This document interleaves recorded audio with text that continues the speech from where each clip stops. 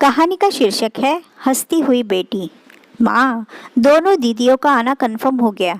मेरी दोनों दीदियों से बात हो गई है। वह इस बार रक्षाबंधन पर आ रही है। ललित खुशी से माँ से बोला, शुक्र है तेरा प्रभु, दोनों को देखे कितना समय हो गया।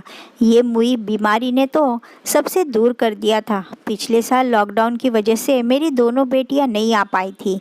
माँ थोड़ा सा रुंधे गले से बोली, अरे तो आप पिछले साल की कसर निकाल लेना, बेटी और नातियों को ढेर सारा प्यार देकर। पिताजी ने हंसते हुए कहा। बाहर आंगन में ललित और उसके माता पिता हंस रहे थे तो वही रसोई घर में रोटी सब्जी के इंतजाम में लगी विमला की आंखें भीगी हुई थी।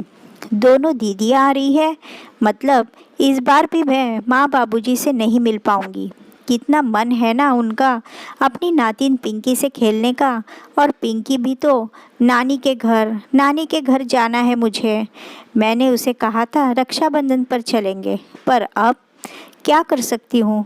माँ ने कहा था विदाई पर, बिमला बिटिया, अब से वो तेरा परिवार पहले है। वहाँ की देखरेख जिम्मेदारियों को पहले रखना। मतलब मैं इस बार भी मम्मी पापा से नहीं मिल सकती।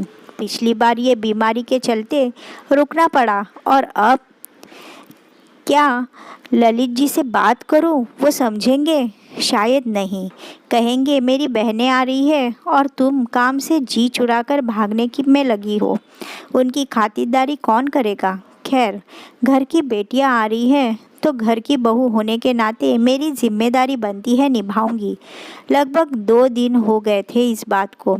विमला भरकस कोशिश कर रही थी कि वह चेहरे पर शिकन न लेकर आए, मगर मायके न जाने का दुख एक बेटी के चेहरे पर आ रहा था। आज भी वह रसोई घर में खाना बनाने में लगी हुई थी कि उसके कानों में सासू माँ की आवाज़ पड़ी। क्यों रे ललित, क्या तेरी कुछ कहा सुनी हुई है विमला के साथ? नहीं तो माँ, मगर ऐसा क्यों पूछ रही हो? ललित बोला, दिखाई देता है मुझे मेरी बेटी का मुरझाया चेहरा। ज़रूर तूने कुछ कहा होगा, वरना विमला हंसते हुए सारे काम निपटाने में लगी रहती थी। मगर आजकल उसके चेहरे पर कुछ उदासी सी दिखाई दे रही है। सच सच बता, अगर मुझे पता चला तो बहुत बुरा होगा। माँ, कैसी बातें करती हो? मैंने विमला से कुछ भी नहीं कहा। वो हर काम इतना अच्छे से करती है कि मुझे अपनी पत्नी से लड़ाई का कोई मौका नहीं मिलता, कहकर ललित हंसने लगा। तो फिर आपने? माँ ने पिताजी की ओर देखकर पूछा। कौन, मैं? अरे भाई, मैं अपनी प्यारी सी बिटिया को क्यों कुछ कहूँगा? वो मुझे अपने पिता जैसा प्यार और सम्मान देती है। वैसे मैंने अक्सर यही सुना है कि, क्या सुना है? माँ गुस्साए बोली, यही कि झगड़ा सास बहू का होता है। क्या पता तुमने ही। क्या कहा आपने?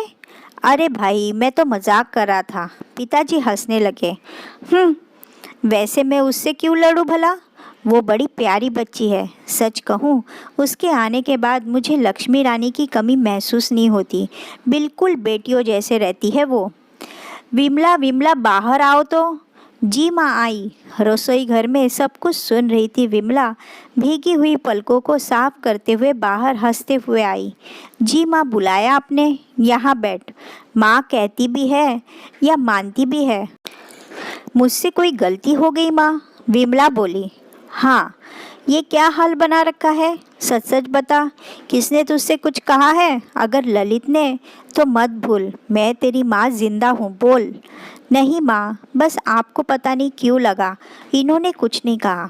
अच्छा, तो ये चेहरा क्यों लटका हुआ है, बोल। अरे, लड़कियाँ तो झूमती है मायके जाने के नाम भर से, और तू है कि रक्षाबंधन सिर पर है और मेरी बेटी मुंह लटकाए है। ना, नहीं तो मम्मी जी, विमला बोली। क्या हुआ, मम्मी पापा के यहाँ नहीं जाना तुझे? अपने भाई को राखी नहीं बांधोगी? पर माँ, दोनों दीदी आ रही हैं तो मैं कैसे? पगली, उनके आने से तेरे मायके ना जाने का क्या संबंध? अरे हम है ना, वो यहाँ आएंगी तो मैं और ललित इंतज़ाम करेंगे सब। और तुम्हारे पापा भी तो है, फिर वह दोनों आ जाएंगी तो वो भी मदद करेंगी ना। हम यहाँ मज़े करेंगे और तुम वहाँ मज़े करना। क्यों ललित? बिल्कुल माँ, आखिर पिंकी को अपने दादा दादी के साथ साथ अपने नाना नानी और अपने मामा जी का प्यार भी तो मिलना चाहिए ना। क्यों पिंकी? हाँ पापा, मुझे नानू और नानी से बहुत सी कहानियाँ सुननी है और मामा जी के साथ घूमना है। हाँ मेरी बच्ची, देख हम सब अपने घर में बहन बेटियों के लिए, उन्हें देखने प्यार करने के लिए कितने व्याकुल है, तो वहाँ तुम्हारे मम्मी पापा और भाई भी तो तुमसे और पिंकी से मिलने के लिए व्याकुल होंगे, है ना? माँ कहकर विमला माँ से लिपटकर रोने लगी। पगली, मायके जाते हुए बेटियाँ खुश होती है तो खुशी खुशी जाना और खुशी खुशी आना यहाँ अपनी माँ के पास, और फिर कभी यो चेहरा उदास नहीं करना। बेटियाँ हंसते हुए ही अच्छी लगती है।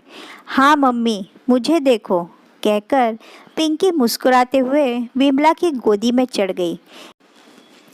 विमला ने देखा अब सभी घर के सदस्य मुस्कुरा रहे थे।